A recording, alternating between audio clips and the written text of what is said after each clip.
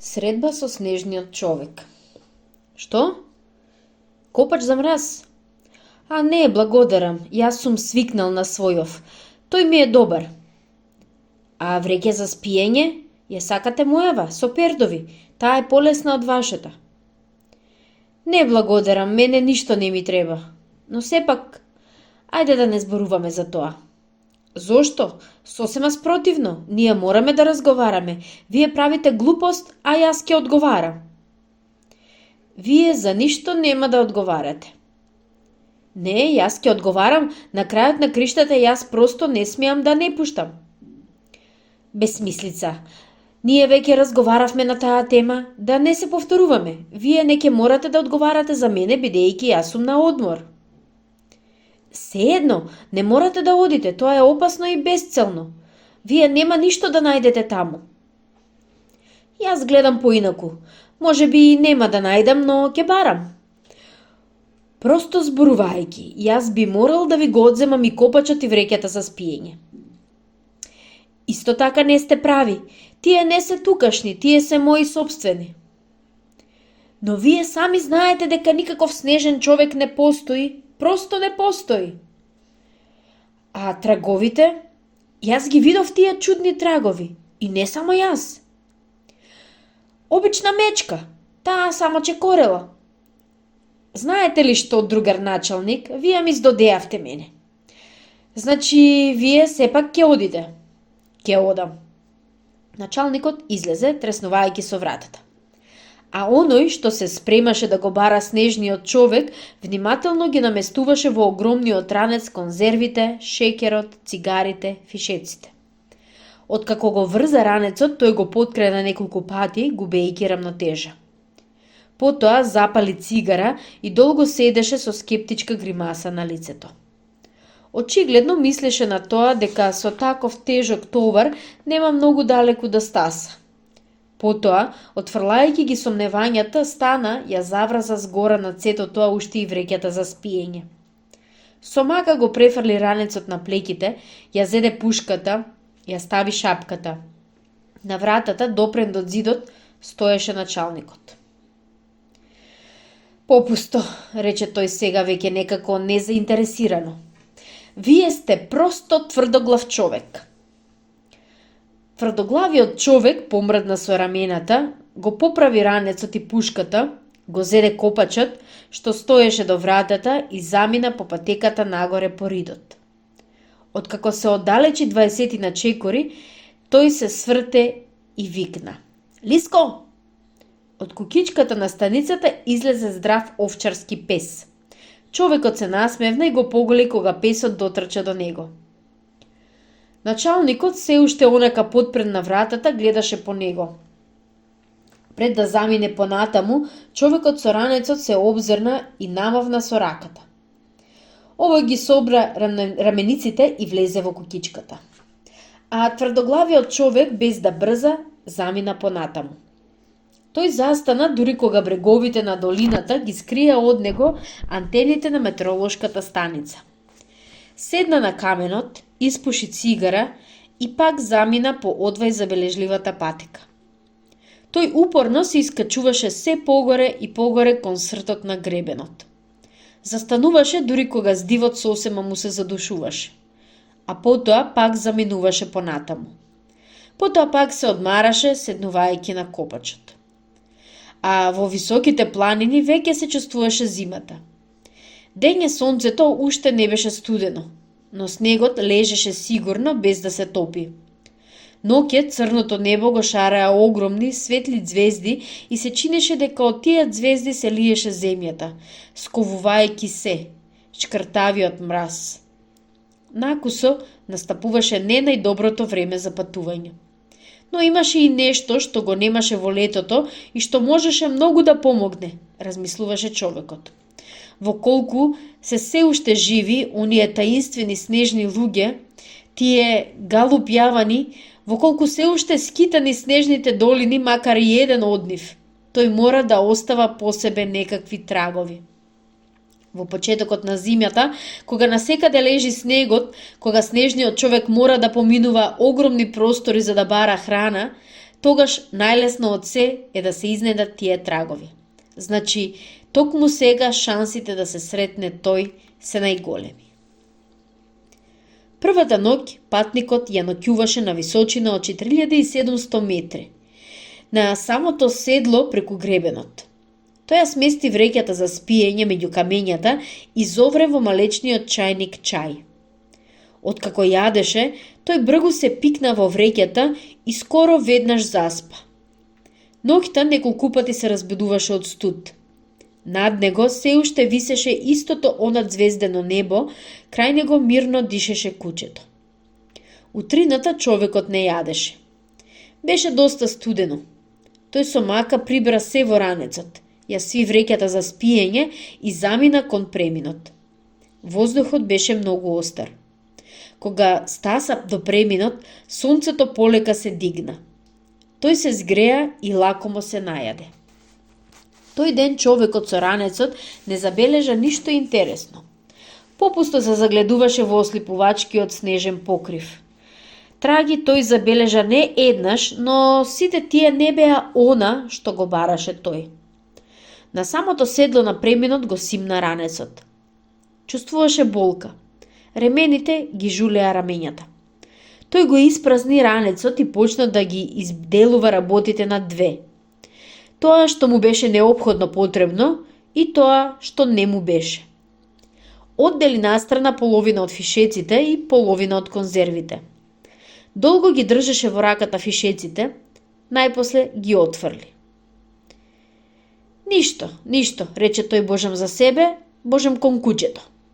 Кога ја испуши цигарата, тој го крена ранецот и замина. Долго и внимателно ги пребаруваше тој сите удолници и странките, но трагови не најде. Тогаш почна да се спушта кон долината. Дури до вечерта тој одеше по долината по рекичките нагоре. Таа стануваше се потесна. На спротивната страна се издигнуваа сувите каменисти ридови. Грмјата беа се поретки. Кога застана да ноќева, тој со мака насобра трески и запали оган. Зовре вода. Го раствори во неа концентратот. Потоа ја изеде кашата и зовре вода за чај. Не заспа бргу. Следниот ден тој по рекичката стаса до другиот премин. Потоа по гребенот премина на другите странки и најпосле дури петтиот ден се искачи на самиот рвет. Тука во неговото подножје лежеше долината што му беше позната само нему. Тука минатата година тој ги сретна чудните трагови. Спуштањето беше многу тешко. До дното на долината можеше да се стаса дури вечерта и уште веднаш ја побара својата скривница.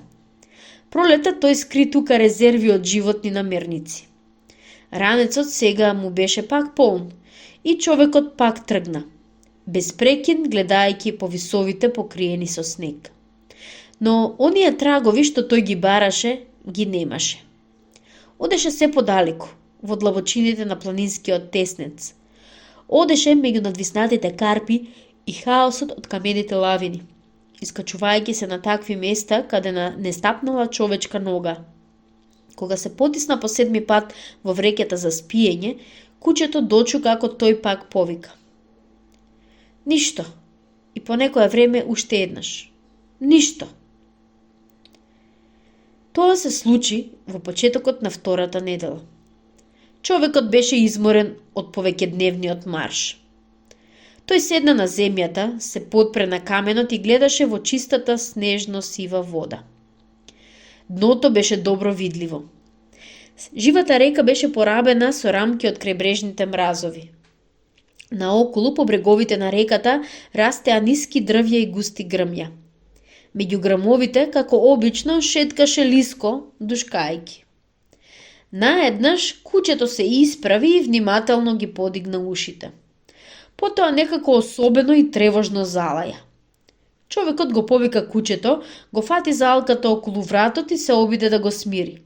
Но кучето се оттргнуваше од раците, продолжувајќи тревожно да лае. И тука човекот ја догледа ситната фигуричка, скоро точка, која брго се искачуваше нагоре по странката. Тој не можеше да види што е таа точка на такво растојание, но сепак брзо стана. Погледна во сонцето и без да се сообува, загази во водата. Иако реката тука беше мала, водата беше ѓаволски студена. Така почна трескавичното гонење. Кучето постојано ја наоѓаше трагата. Човекот одамна ќе ја изгубеше неа, бидејќи снегот беше тврд. Набрегу човекот беше толку изморен што беше готов да остави се, а не ни знаеше што следат. Ако беше мечка или некое друго животно, ќе му беше многу попросто да го пушти кучето. Лиско набрегу ќе го настигне и ќе го задржи ѕверот. Но воколку тој е навистина снежниот човек, Лиско е необично силен, тој е вистински борец со волците. Тој просто ќе го задави снежниот човек. Пред вечерта, кога сонцето беше готово да се скрие зад планините, човекот ги виде траговите во снегот. Се израдува и се уплаши. Тоа беа токму оние трагови. Сега тој беше готов за секако следење. Одеше долго, дури до самиот мрак. Ноќта заврна силен снег. Беше невозможно да се оди понатаму. Следниот ден тој пак сигурно тргна по трагата. Таму каде што ќе исчезнеа стапалките, него го водеше кучето. Растојанието меѓу проследуваниот и проследувачите почна да се смалува. Во поинакви услови снежниот човек ќе успиеше да избега, но тој сега беше гладен и силите му се завршуваа.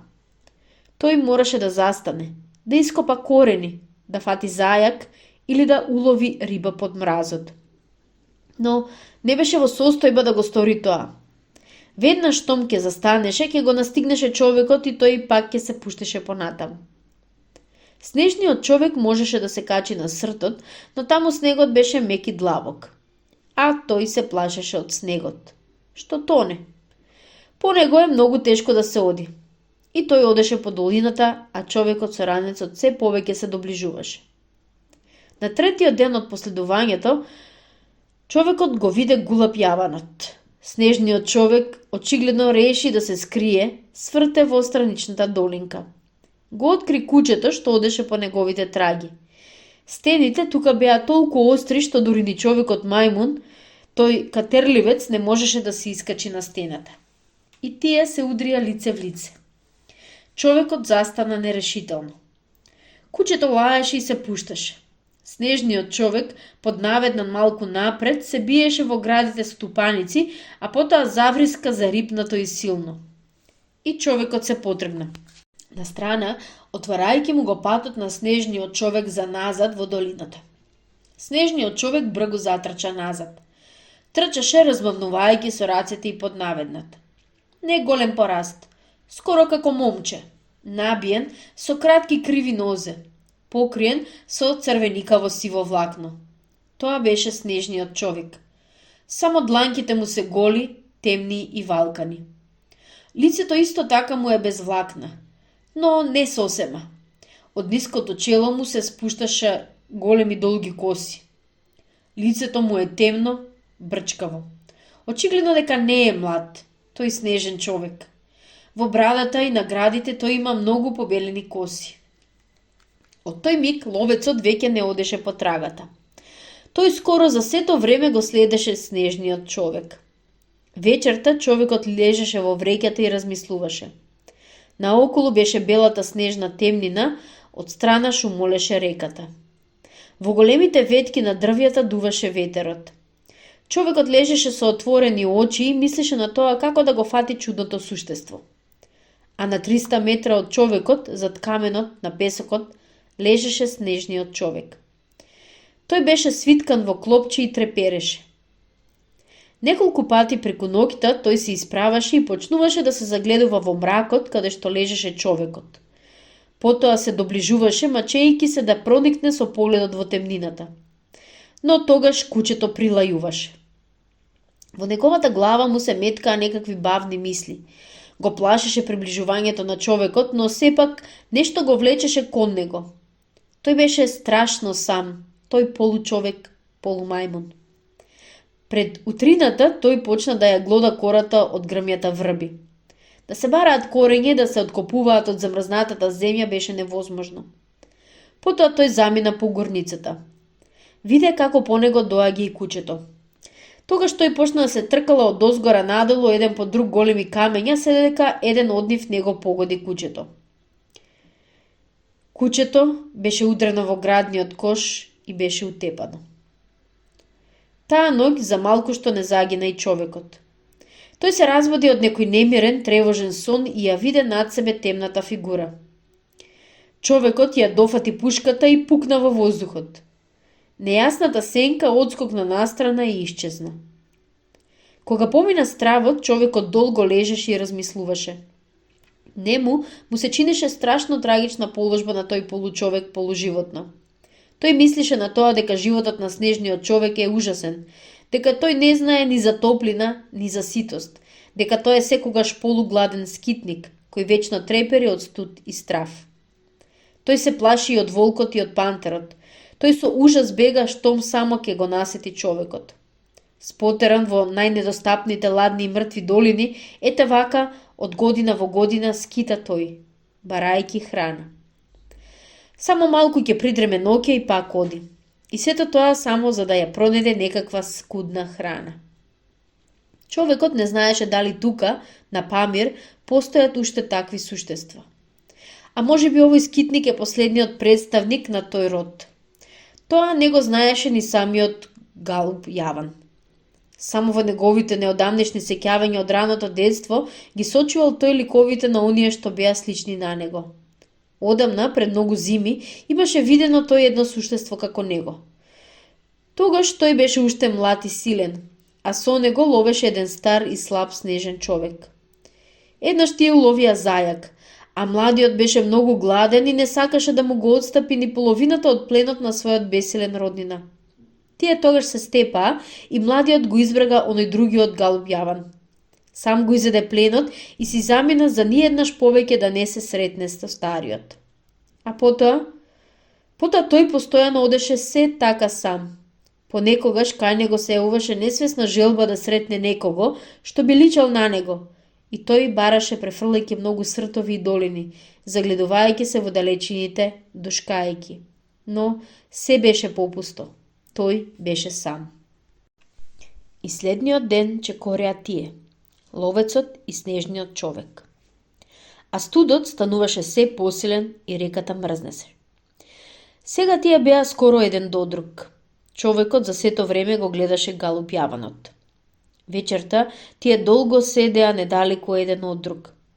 Човекот постојано мислише да се стори за неговиот снежен сопатник да свикне на него, да престане да се плаши. А овој постојано се развртуваше лево-десно, но за сето време не губејќи го од својот подозрив поглед човекот. Но штом ќе го сретнеше погледот на човекот, тој уште веднаш го бегаше својот поглед. Понекогаш тој тихо мрамореше, но на бонбоните и на месото што му ги остави човекот не сакаше ни да погледне, иако јасно ја чувствуваше миризбата, мрдајќи со носот како пес. Тоа постојано прогонување го измори човекот. При брзото одење тој сега се задишуваше, почнуваа да му потреперуваат нозите. Со мака го подигнуваше скоро испразнетиот ранец. Дури сега се покаја што тргна сам во тоа ризично истражување. Повеќе нема зошто да губи време, мислише. Треба некако да го фати снежниот човек, барем за тоа за да се најаде и да не умре од истоштеност. Да го фати за да го спаси. Тој ден на човекот му се даде можност да го стори тоа. Му успеа да го спотера снежниот човек на еден рт кој навлегуваше длабоко во бујната рекичка. Галуп Јаван стоеше скоро на самиот трап на снежниот трт со грбот кон реката. Колку повеќе се доближуваше до него, човекот можеше да види колку жален е неговиот сопатник. Тој беше доста понизок, нозете измрзнати, му трепереа. Беше жално да се гледа како тој ја подигнува едната нога, ја грчи од студ, ја трие од другата. Така тој си ги грееше нозете. Тој сега нешто рикаше. Човекот во тој рик чувствуваше некои нејасни зборови. И човекот се доближуваше зборувајќи нешто нејасно, љубезно, мачејќи се со се да ги покаже своите добри намери. Но вечниот инстинкт беше очигледно посилен од разумот во тој получовек, полумајмун. Човекот се осмели да му погледне во очите, дури кога беше на 3 чекори од него. И тој во тие поцрвенети од умореност очи виде некоја неразбирлива сила и решителност. Голуб јаванот прочекори и од самиот крај на мразот скокна во реката. Водата крај брегот му беше скоро до половината. Тој со мака се движеше напреку, одвај заврзувајќи рамнотежата. Еднаш се обзрна и во тој момент дали ногата му се слизна од коменот или ја изгуби рамнотежата, неговото тело го понесе силната матица. Можеше да се види како се обидува да се дофати за камењата среде реката, но или прстите му се слизга или матицата го носеше, а тој се оддалечуваше безпомошен и набрагу исчезна за цвиокот на реката. Човекот потрча надолу по реката. По неколку минути тој беше редом со голуб јаванот. Тој се давеше во вителот, во водата, среде пенестите бранови. Тогаш човекот решително скокна во водата. Скоро и не забележа како студената вода му го испече телото. Тој пливаше кон галуп јаванот. Матицата го влечеше човекот и секој негов скок беше се подолг.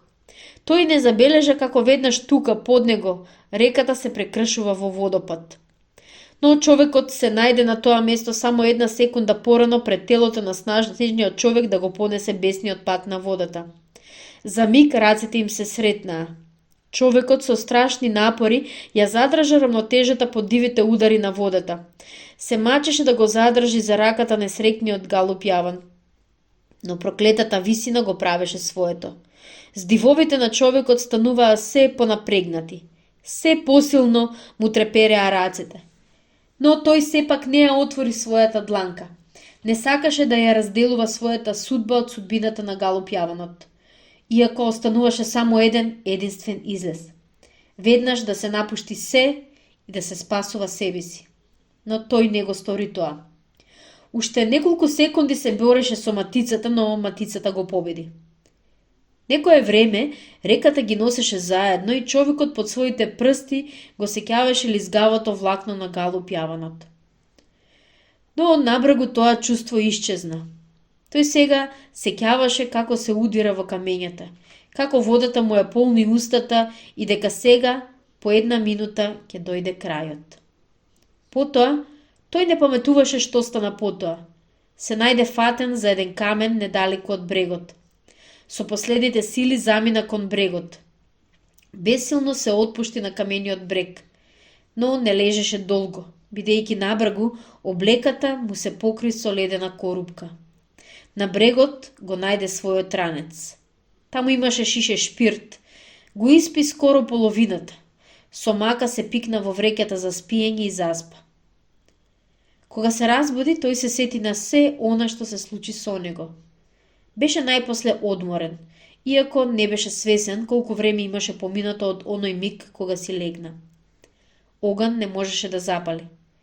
Немаше кибрит. Се беше мокро. Откако се најаде од студените конзерви, тој полека замина надолу по реката.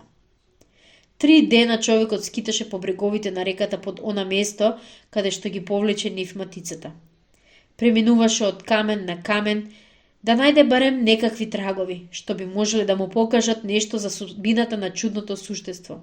Но тој не откри ништо. Ни трага. Во јасниот, студен ден по патеката што водеше кон метролошката станица се појави една чудна фигура. Таа некако механички чекореше, подпирајќи се на копачот за мраз. Валканата облека, целата во партали, висеше како вреќа на ослабеното тело. Сосема распаднатите чизми беа изврзани со врвки и замки.